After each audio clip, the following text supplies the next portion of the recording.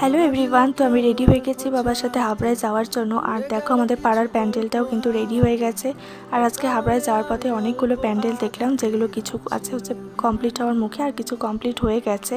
তো হাবড়ায় গিয়ে প্রথমে একটা ব্লাউজের দোকানে গেছিলাম, একটা ব্লাউজ নেওয়ার ছিল। এত রকমের ডিজাইন যে আমার মাথাটায় গুলিয়ে যাচ্ছিল যে কোনটা নেব।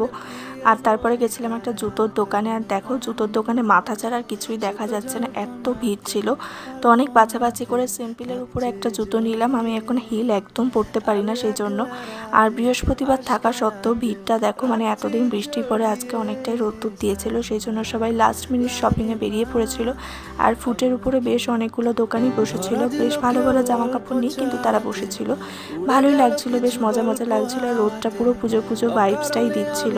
তো যাই হোক, তারপরে গেছিলাম হচ্ছে একটা শাখার দোকানে, দিদির জন্য একটা পলা নেওয়ার ছিল সেই জন্য। তো বেছে বুঝে একটা পলা তো নিলাম, তারপরে সমস্ত কেনাকাটা করে চলে আসলাম।